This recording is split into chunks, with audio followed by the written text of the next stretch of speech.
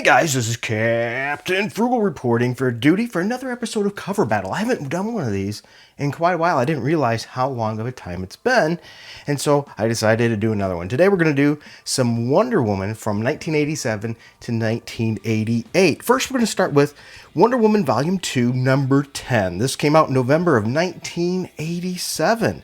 Yeah, it had some great writers with Len Wein and George Perez together. I mean, it's hard to beat that team. And the pencilers, we have George Perez and a Karen Berger.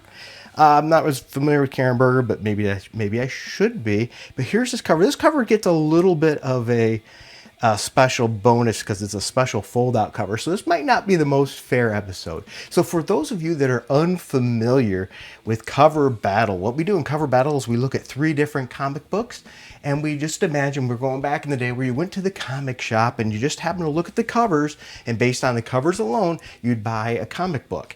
And so therefore, the cover has to really grab your attention. And then I want you to vote on your opinion of which one was the best cover. If you don't mind, also share why.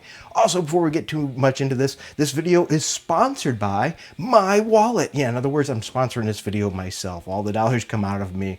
So your support of this channel is always greatly appreciated. If you like this kind of content as well as tech and music, we have a Patreon and a Subscribe Star, or even a one-time donation, or even buy merch. So I hope you don't mind to check that out and help support the channel. All right, going back into this issue, as a little bit of a brief bit of information, as Diana returns to Themyscira, the gods of Olympus continue to celebrate Ares' defeat, and the Amazons that are responsible for that. Zeus is particularly enthralled with the Amazons. Eventually, he follows the suggestions of the nature god Pan and descends to Themyscira, meaning to share his personal favor with his all-female populace. I wonder, personal favor with all-female populace.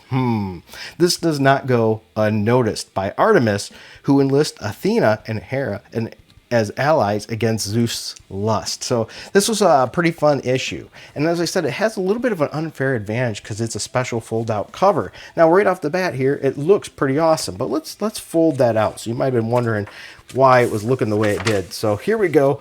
It all folds out like this. How awesome is that? I mean, look at that. This is definitely a well done, time taken cover that they put a lot of time and effort in. Great job with the colors, great job with the inks, definitely amazing with the pencils. I really can't say anything bad about this cover. Really, really cool. We have action. We have a great set piece to get your attention. So once again, that's issue number 10, back when it had a 75-cent cover price. Yeah, 75-cent cover price. Wow.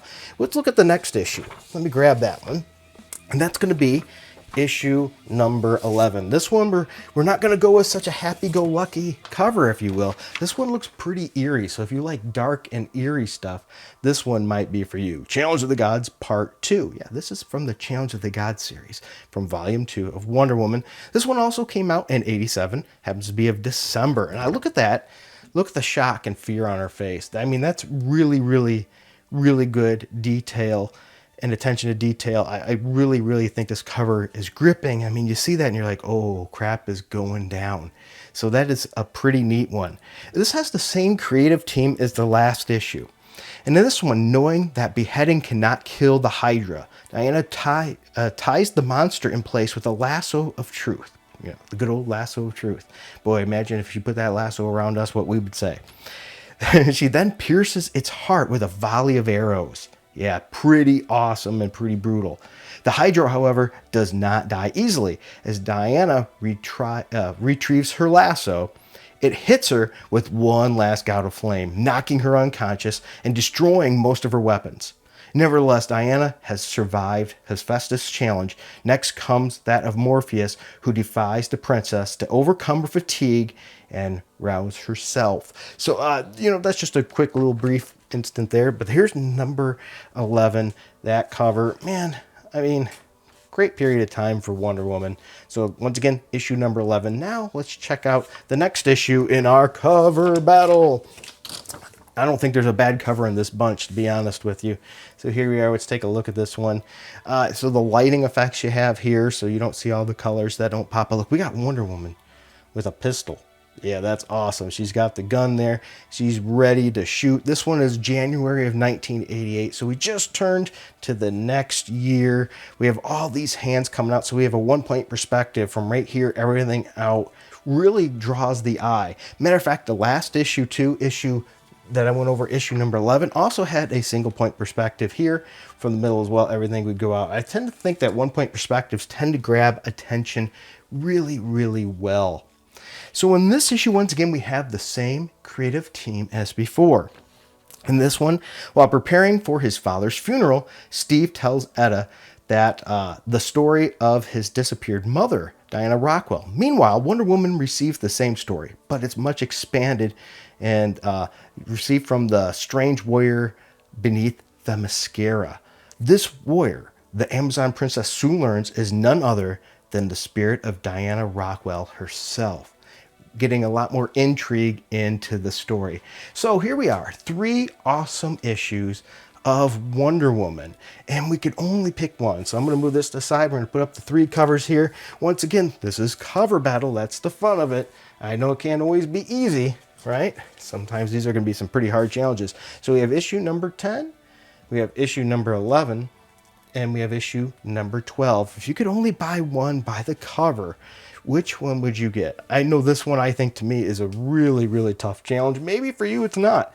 Which one would you pick? Please leave it in the comments. For me, I love the eerie dark one, but I have to tell you, there's just something about this cover. I think it's unfair that it gets the, it unfolds and you get that whole awesome picture. This one's also a cool cover because you're like, oh my goodness, Wonder Woman's packing heat and she's going to, what's going on here?